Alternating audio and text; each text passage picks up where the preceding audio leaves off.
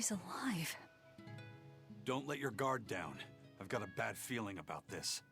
Well, naturally, we've got a Reaper with us. Let's head for a ball. We can ask everyone there exactly what happened.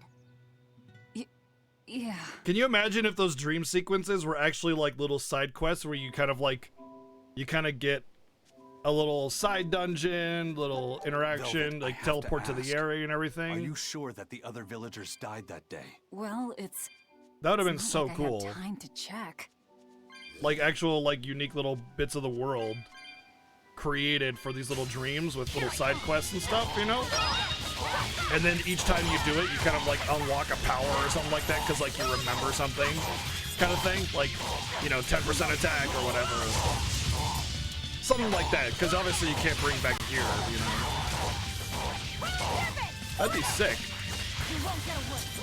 But instead, you just got this, like, here's some words on screen, and it just kind of felt more of a chore than an interesting story.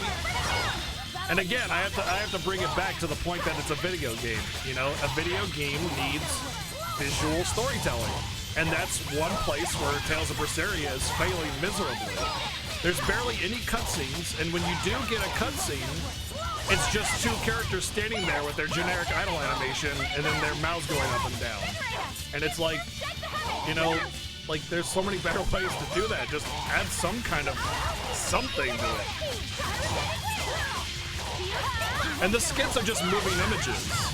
You know, they slide in, they slide out, they change their facial expression, which is the only thing that they're actually adding is the different eyes and a different mouth. So the character stays the same, but their expression is different.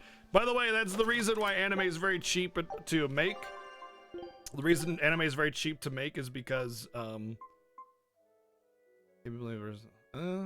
kind of sucks real bad, but I should probably start learning it now.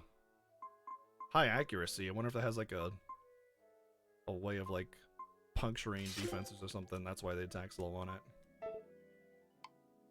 But the reason anime is really cheap to make is because all you have to do is take the exact same 2D, you know, image that you've drawn of the character and just change their expression.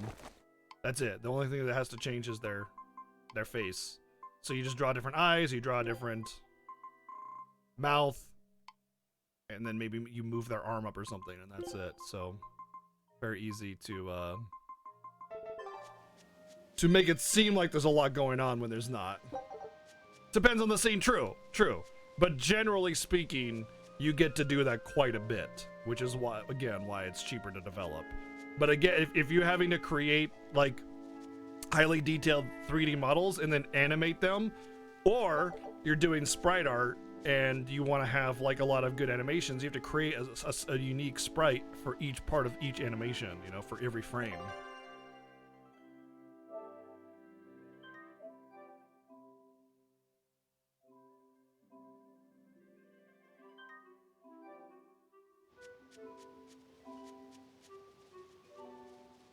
Yeah. Yep, too much information they provide to you over and over and over and over again. And they treat you like an idiot too, Playnastic. They like uncover the plot for you in a subtle way, and you're like, oh my god, but then the skit has to go over in intimate detail to make sure that you, as an idiot, of course, clearly can't understand it, so let's explain it to you. And again, I have to take it back to the fact that that's a very common thing to do with storytelling intended for children, which is fine.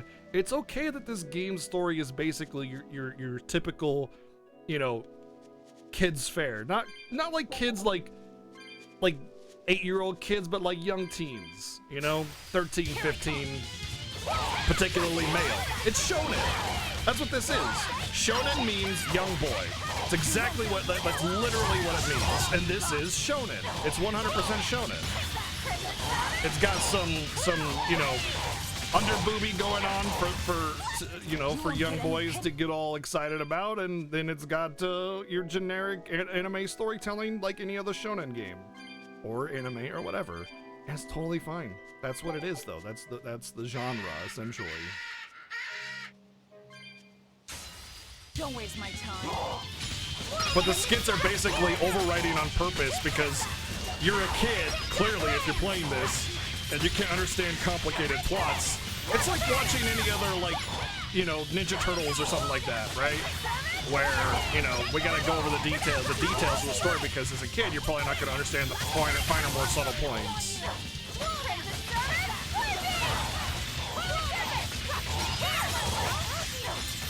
Sure, skits are a Tales staple for sure, but that doesn't necessarily make them good just because it's a staple. Some of the skits are great, some of them are awesome, but this game has way too many and way too much writing in each skit, and not in a good way, you know? April never showed on her boob. Blame that on 90s US, what do you call it? Censorship. Because sexuality censorship in Japan is like less but also more. Like showing cleavage or underboob or something like that, totally fine, always has been. But you know, like actual pornographic stuff is a lot more censored. Hey, so it's like this weird, like the normal stuff is fine, but the more adult stuff is not fine. Weird. But yeah. Can I just like... Oh, I can't use my surfboard here for whatever reason. I thought I got the thingy that lets me do it.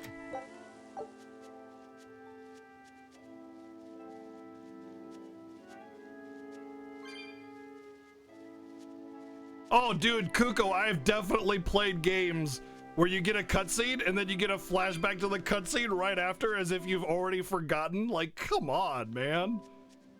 Come on. Yeah, literally just watched it.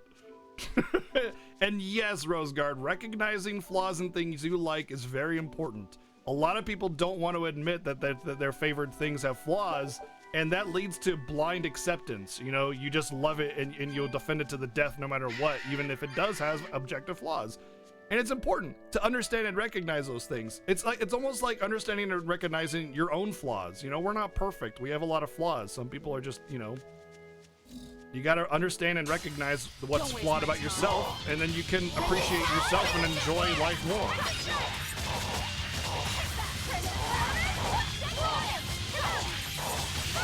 Well, we know that you're flawless, Evil Fuck, and that's not in question. Yes, we have the 3 piggies all grouped together right there, but let's go auto-target the freaking one that's running behind me.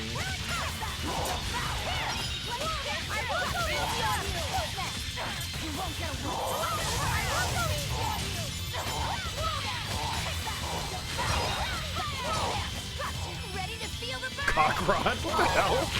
DBZ Cockrot? Wow. Exactly, Roseguard. Exactly, yeah. Your talk about DBZ Kakarot is spot on. That's exactly what it is. But it's like, it's why you're playing it, you know, almost. It's like you want that genericness to it. And it's fine, again. Just because it has, you know, not the best writing or a generic plot line or, you know, your typical shonen anime fare doesn't make it unenjoyable. It doesn't do any favors for how compelling the plot could be, but that's just the way the game is. It's fine, you know? That's just what it is. Always be on guard. Like, I'm gonna call a pot a pot. I'm gonna call a, you know, a tree a tree.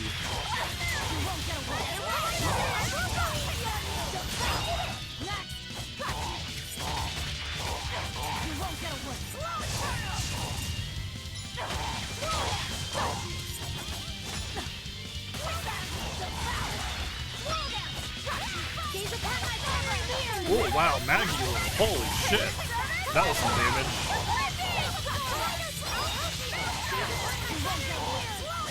There was just like a bunch of thousands all over the screen.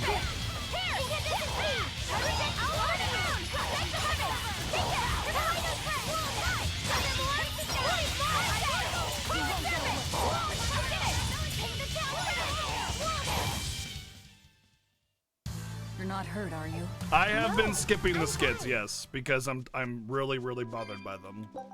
Like, here's the thing. When it comes to games I play, it doesn't matter if it's viewer choice or not. If I don't like something, I'm going to avoid it, you know?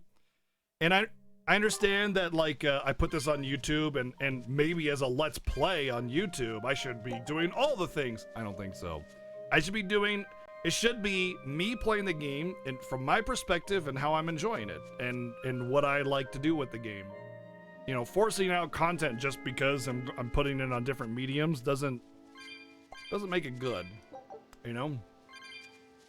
If I find the skits to be unenjoyable, I feel that needs to be portrayed as well, because, like, for instance, a lot of people want my opinion on video games. You know, they ask, hey, what do you think about this game? What do you think about that game? Well, I'm going to tell them the truth, how I feel about something.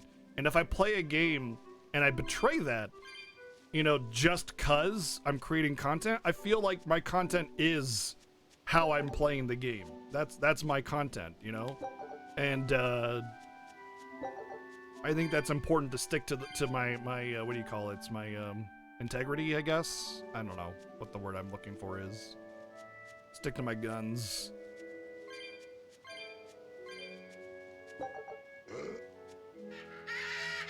I enjoy the combat. That's why I keep fighting everything.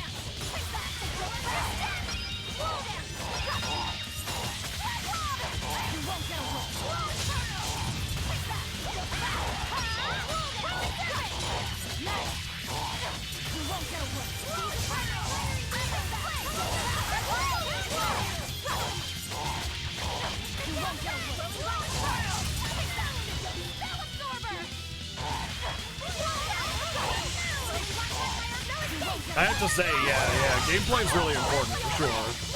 I mean, nobody likes a boring game, right? This has been, so far, my favorite 3D Tales game from a combat perspective. Oh, another thing I'd like to point out is that this game was released in, like, 2016 or 2017 or something like that. And that is way too late in game development to do the same repetitious kind of generic storytelling, you know? So, like, if this game was released in, like, 2005, I'd be a little bit more forgiving about it. But it wasn't. It's a very modern game.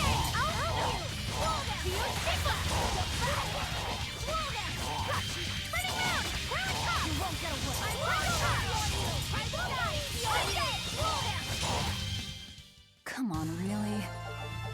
3,000 XP for that, nice.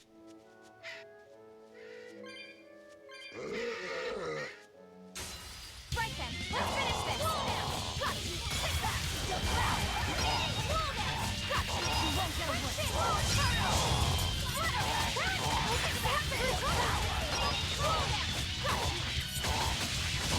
I don't think I'll ever be able to go back to a previous 3D Tales game after this one. It's way too good, you're right, dude. It's way too good. It's way too enjoyable. And it just goes to show you that you don't need, like, overly complicated, ridiculously obtuse mechanics to be good in combat. Like, it's just enjoyable because it's, like, pretty easy to understand the basics of it. And, it's fun. A little easy, but that's fine. That easiness makes it more enjoyable. Difficulty shouldn't be, like, how hard it is to understand it. Difficulty should be, like, how you need to manipulate boss mechanics in order to overcome the challenge. More skill, less studying, getting a 3-year degree on how to play a Tales game.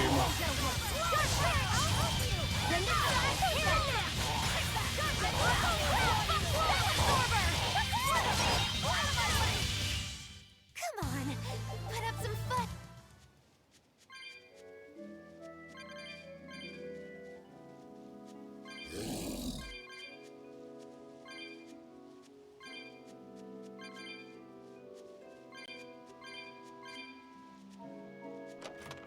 As long as I don't get juggled, yeah. That would be my only concern, is getting juggled.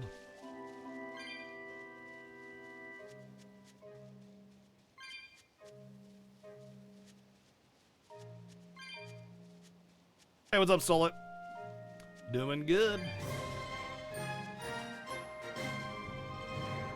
Foxcraft with the Mega Tier 2 resub. 9 months. Dude, thank you very much for the Mega Tier 2 resub.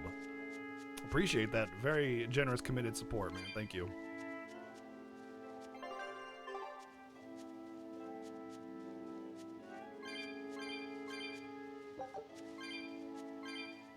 Just a heads up, by the way. Well, there's not going to be any YouTube content tonight, obviously, because I didn't stream yesterday. But I won't be able to get this playthrough of Tales of Berseria up until Thursday night at the earliest.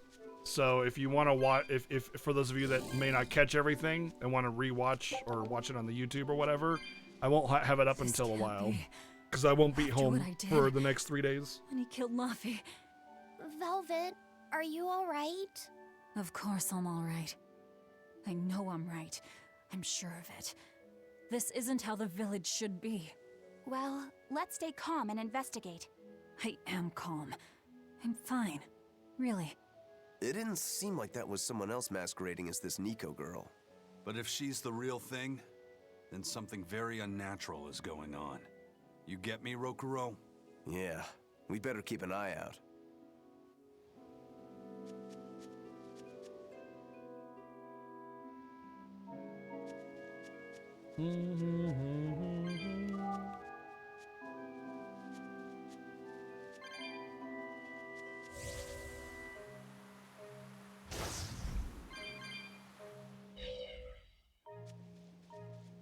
Oh, another special monster.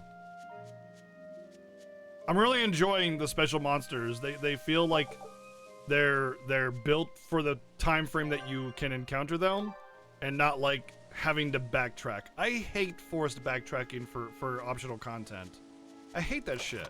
Unless there's like a really good reason for it, or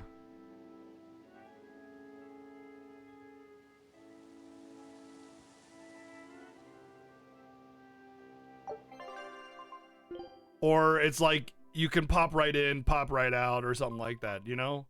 I just kind of want to. Wow, 12% versus beasts.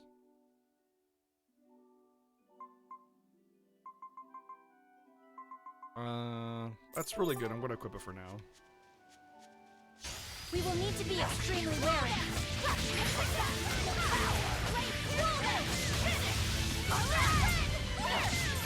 Now, rise, arise, ascending, angel! Oh, 6,000, wow. Crushing weight! Wow, it interrupted my combo.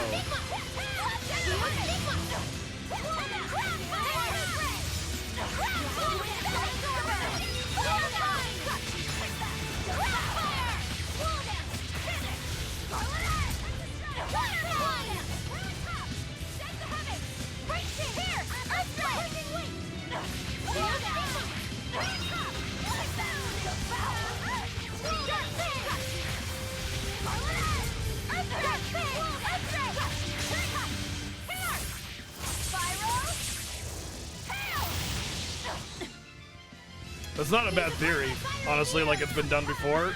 To be honest, the story does suggest that what's going on has been repeated already.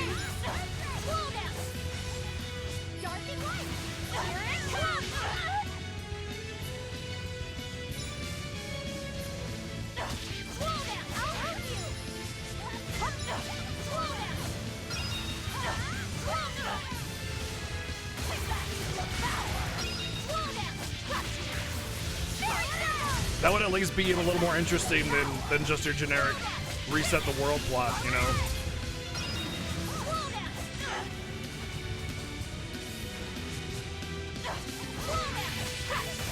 I kind of like that sort of story where it's like you're already in the shit, you know? It's already been screwed and you don't even know that. I like that idea. It makes you feel, that's like a really good way of making the player feel powerless, because like you feel like you're trying to repair the world, but it's already been screwed and there's nothing you can do about it. So you just have to like, I'm not a fan of, let me put it this way, I'm not a fan of happy endings where everything bad gets reversed and everybody goes on their merry little way, you know? I like permanent consequences. It makes it feel like there was actually something of significance that passed, you know, instead of it just being like, oh no, this bad thing's gonna happen. Oh look, we repaired it all, everything's happy again, the end, and everybody's it just princess happy endings, you know? I don't care about those. They're it makes it feel like there was no consequence for the actions, you know. Maybe a person or two dies, big deal, But like, and I'm going to spoil a little bit here. With FF7 and Midgar, it gets messed up permanently, you know, and that's important. That those kinds of like things happen. FF6, the world is destroyed permanently. You know, that shit needs to happen for it to feel like the plot actually had meaning and value. Otherwise, it's just like, yay, happy-go-lucky, everybody's happy again, we win. Uh-oh. I got back attacks on a dangerous encounter. I hate that. No, I hate it. I hate it. I do not like that at all. I thought it trivialized everything that you did prior. It's very frustrating.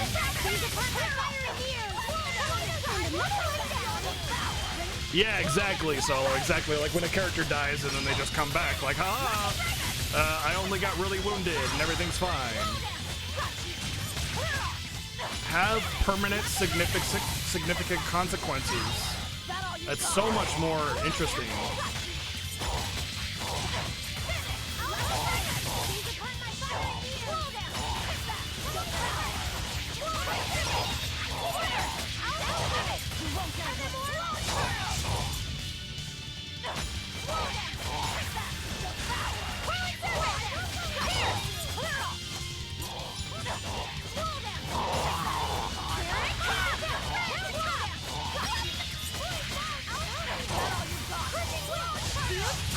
You can never go home again. Yeah, you know, that's actually a very, like a lot of Japanese animation has that, and then a lot of Chinese storytelling has, you know, it was actually Crouching Tiger, Hidden Dragon, where like it was the first story that like the West got, where there was actually like the bittersweet sort of ending, you know?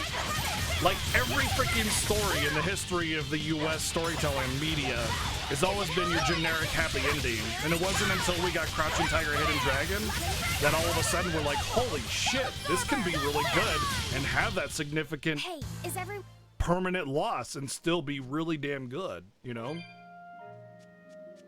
There were some older movies. I mean, if there were, they weren't popular enough to be well known by the general population. Like Crouching Tiger, Hidden Dragon, at the very least, was the first popular one to do that.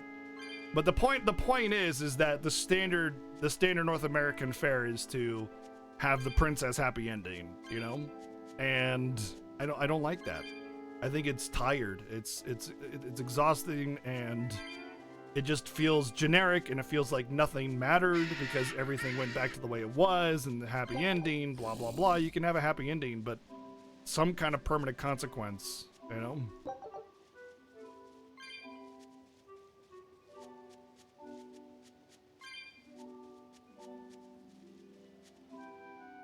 Yeah. Just force killing off an integral character.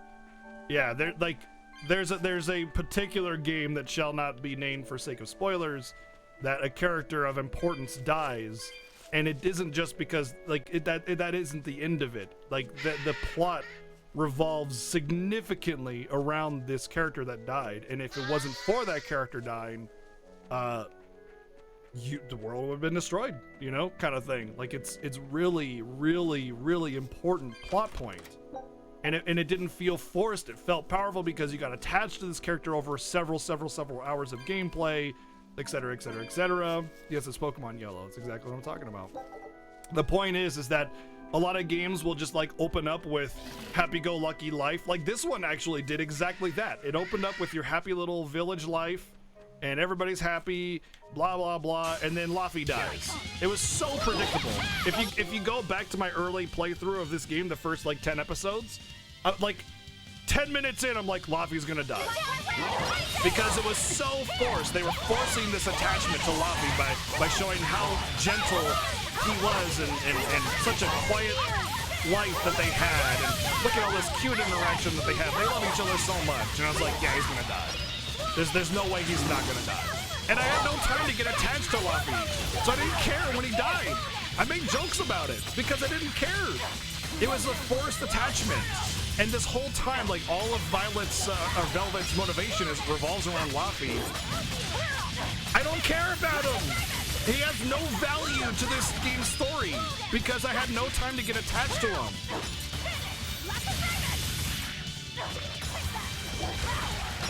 I'm not being cynical. I'm discussing finer points of storytelling and plot. If you think that's cynical, then you just don't have the ability to actually discuss it, and you just think everything's being negative. It's not being negative, it's just having a conversation.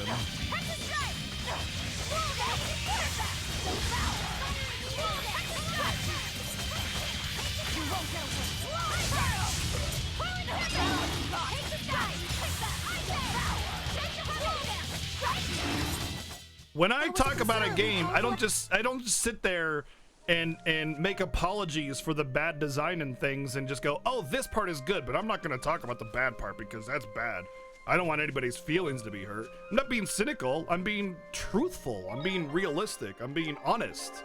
And if that's a problem for you, then you're just not capable of having a meaningful conversation about the finer points of storytelling and plot and everything. And that's okay. But I am not the kind of person that is just going to cherry pick. Even for the things that I love, I don't cherry pick. Talk to me about my favorite games, and I will tell you the flaws that they have in them. And I'll tell you that, you know, I'll try to argue that the good points far outweigh the flaws with, ideally, objective conversation and points that are meaningful and have value, as opposed to just like, but I like the combat, so it's good. It's not me like so good, it's I think these are bad designs, so bad, or I think these are good designs, so good, you know? What's up, Kim? I notice you. How you doing? Velvet, you're really all right. Nope. I'm dead IRL. Heavens! It's so good to see you. Where have you been all this time? You never even wrote. But I was growing my I don't. mustache. I thought the whole village was wiped out that day. Yeah, it nearly was. Hey, Medidio, thank you for the Thought it was 14 all over. months. Arthur, Resub, Lord thank you. Artorias saved us. No, it was his doing in the first place. He sacrificed Laphicet. It really was a shame what happened to that poor boy. That's all you have to say? A shame? My brother Laffy died I'm sorry. Truly, I am. But you can't lose hope, dear. He's right. What counts is that your brother's still alive. He's alive? He's in your house. Don't worry, we've all pitched in to take care of him. Well, that's a twist. I don't... Velvet.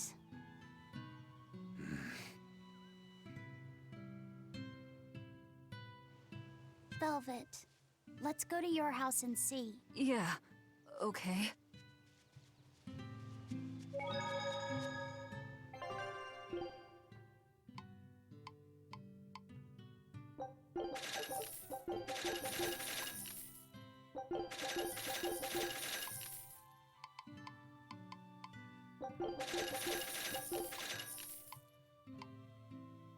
Blobbering.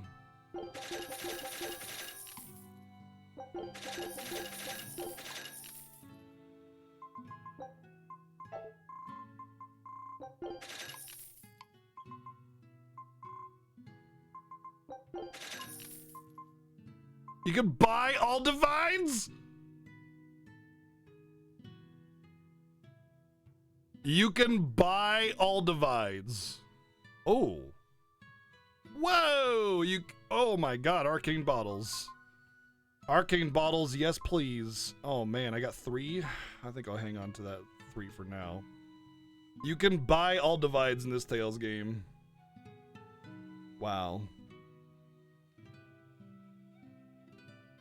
That's insane. Although I haven't really felt like dying is a threat in this game. I haven't felt like bosses just combo you and one-shot you and stuff like other Tales games. So I don't really feel like I need the all divides very much, but I will hang on to the idea that I can buy them, and I even have a few, so. Buying all divides though, man, that is, wow. I think the only other way to buy all divides in previous Tales games are usually through like special side things like arena points or, you know, some kind of grindy thingy that you gotta